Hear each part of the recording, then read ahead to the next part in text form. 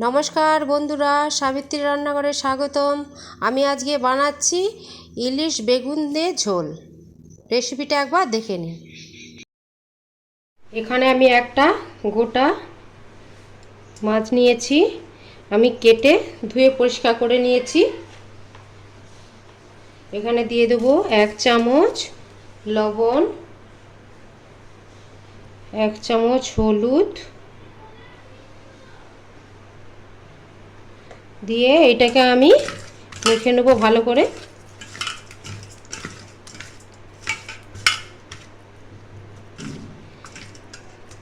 মেখে আমি আধ ঘন্টার মতো এটা রেখে দেব।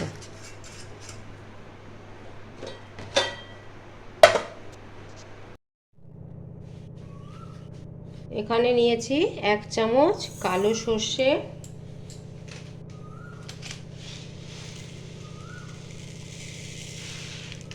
1 চামচ সাদা সর্ষে,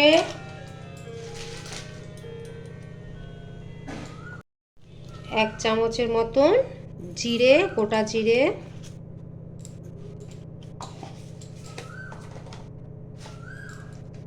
আর 6টা কাঁচা লঙ্কা,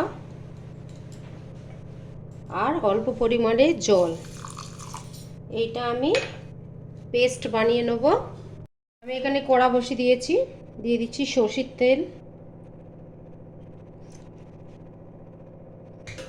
সরষের তেলটা ভালো করে গরম হবে।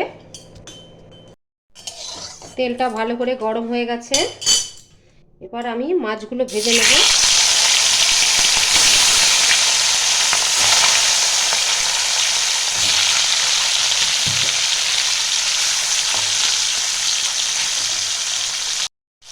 মাছটা আমি একদম হালকা করে ভাজবো, হালকা ব্রাউন হলেই আমি তুলে নেব।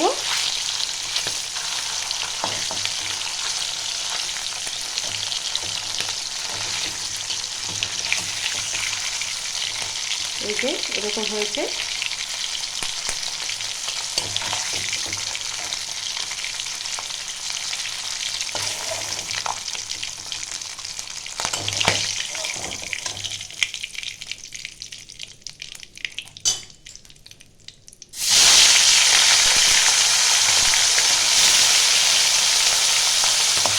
এটা আমি হালকা করে ভেজে নেব।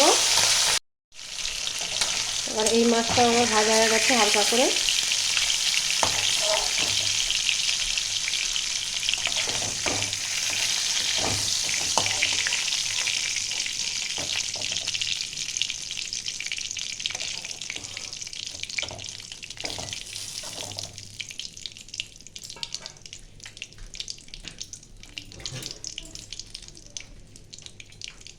এবার এই তেলে দিয়ে দেবো আমি অল্প পরিমাণে কালো জিরে,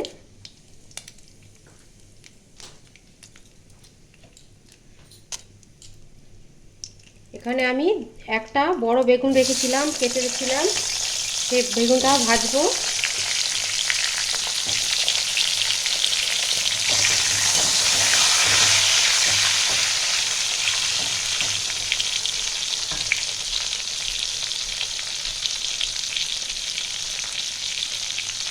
একটু লবণ দিয়ে দিলাম, একটু হলুদ দিয়ে দিলাম, দিয়ে আমি বেগুনটাকে একটু ভালো করে ভাজবো।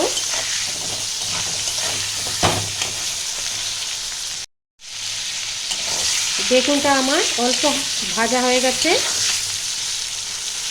খুব বেশি ভাজছি না। এবার দিয়ে দেবো সর্ষে আর জিরে লঙ্কা যে পেস্ট করেছিলাম ওইটা।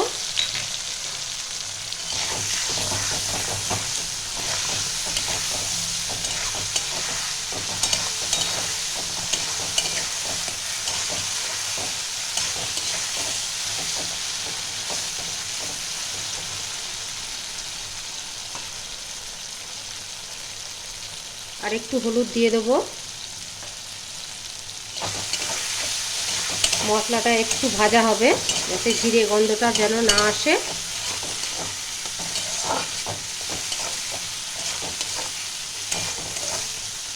মশলাটা কষানো হয়ে গেছে, এবার দিয়ে দেবো জল পরিমাণ মতন।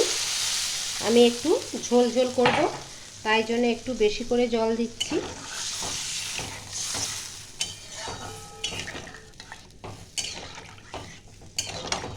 সহজ পদ্ধতিতে রান্নাটা একদম। এই জলটা আমি ফোটাবো ভালো করে। আমার ঝোলটা এবার ফুটে গেছে, মাছগুলো এবার আমি দিয়ে দেবো।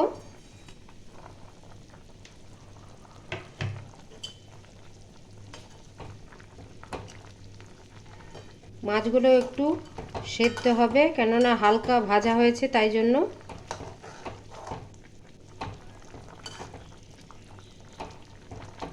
এটা 2 থেকে 3 মিনিট আমি ভালো করে ফোটাবো।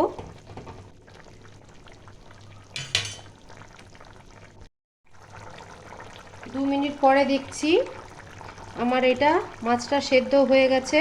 আমি উপর থেকে একটু সর্ষের তেল দিয়ে দিচ্ছি 1 চামচের মতন। একটু নাড়িয়ে চাড়িয়ে দিতে হবে।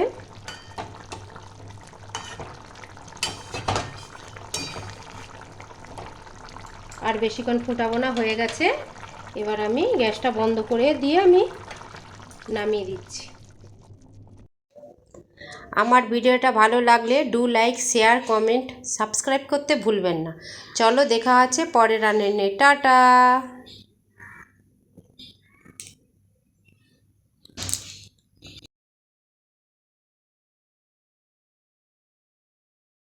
ইলিশ মাছের পাতলা ঝোল।